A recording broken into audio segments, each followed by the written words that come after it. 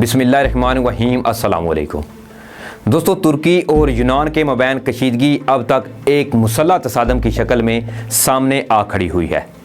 جس وقت سے ترکی نے مشرقی بحیرہ روم کے سمندر میں تیل اور گیس کی تلاش کے کام کو شروع کیا ہے، اس کے بعد سے نیٹو کے دو اراکین ترکی اور یونان میں کشیدگی میں مسلسل اضافہ دیکھنے میں آیا ہے، جو کہ اب مکمل طور پر تصادم میں بدل چکی ہے۔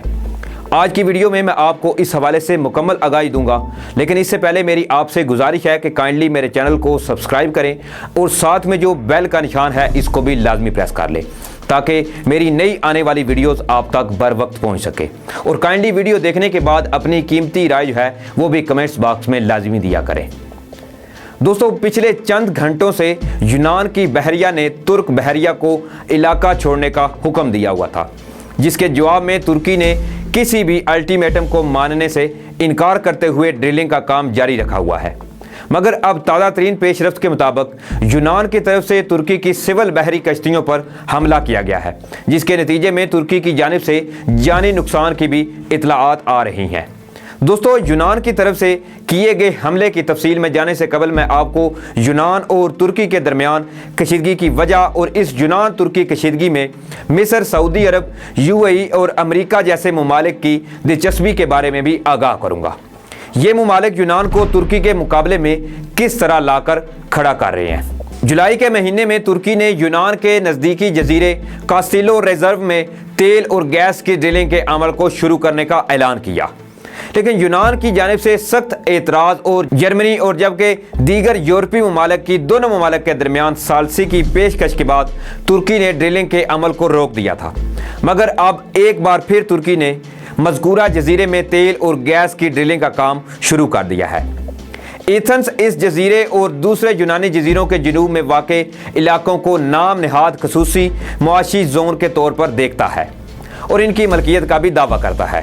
ابھی گزشتہ ہفتے میں یونان نے مصر کے ساتھ ایک معاہدے پر دستخط کیے تھے، جس میں دونوں ممالک نے مشرقی بحیرہ روم میں اپنے اپنے معاشی علاقوں کی وضاحت کرتے ہوئے سرحدیں طے کی تھیں۔ ترک حکومت نے اس معاہدے کو سمندری ڈاکوؤں کا معاہدہ قرار دیتے ہوئے کہا کہ یہ علاقے اس کی ملکیت ہیں، اور ساتھ ہی اس نے گیس کی تلاش کا وہ سلسلہ دوبارہ شروع کر دیا ہے جسے اس نے جرمن چانسلر انجیلا مرکل اور یورپی یونین کی ثالثی کے بعد پچھلے ماہ ہی ترک کر دیا تھا۔ دوستو، یہ تنازع قدرتی گیس کے ذخائر اور معاشی زون سے کہیں زیادہ بڑا اور شدید ہے۔ ترکی اور مصر لیبیا میں بھی ایک دوسرے کے خلاف آمنے سامنے ہے، اور یہاں بھی ایسا لگتا ہے کہ مصر یونان کو ابھی اکسا رہا ہے کہ وہ ترکی کو اس معاشی زون سے نکال باہر کرے۔ یونان اور مصر تقریباً 15 برسوں سے متعلقہ خصوصی اقتصادی زون EWZ کی تقسیم پر بات چیت کر رہے تھے، لیکن اچانک گزشتہ جمعرات کو دونوں ملکوں نے قاہرہ میں ایک معاہدہ کر لیا۔ مصر اور یونان کے مابین ہونے والے حالیہ معاہدے کا براہ راست تعلق اس EWZ معاہدے سے ہے جو ترکی نے نومبر 2019 میں لیبیا کے ساتھ کیا تھا۔ یونان اور مصر نے اسے اپنے مفادات کی بڑی خلاف ورزی کے طور پر دیکھا تھا، اور اب دونوں کا حتمی مقصد ترکی کو دوبارہ پیچھے دھکیلنا ہے۔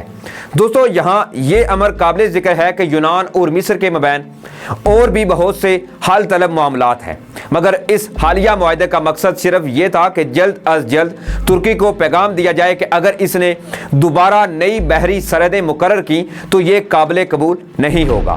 دوستو، مصر اور ترکی کے درمیان گیس کی ڈرلنگ کے علاوہ بھی جھگڑا پرانا ہے۔ یہ شروع سن 2013 میں اخوان المسلمون کے خلاف فوجی بغاوت سے ہوا تھا۔ قاہرہ کا کہنا تھا کہ ترکی اخوان المسلمون کی مدد کر رہا تھا، جو کسی حد تک ٹھیک بھی ہے۔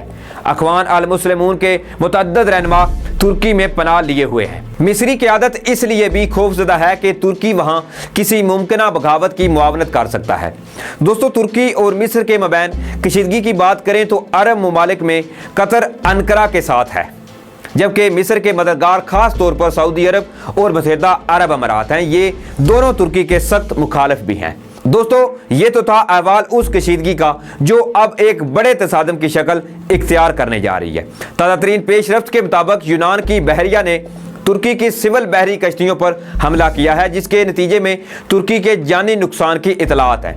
तुर्क वजारत दिफा की तरफ से जारी बयान के मुताबिक यूनान की बहरिया ने तुर्क साइली कश्तियों पर फायरिंग की, जिसके नतीजे में कश्तियां समंदर में डूब गईं। वाक़े की इतला मिलते ही तुर्क बहरिया ने मौके का रुख किया, मगर यूनान के बहरी जहाज वापस वहां से जा चुके थे।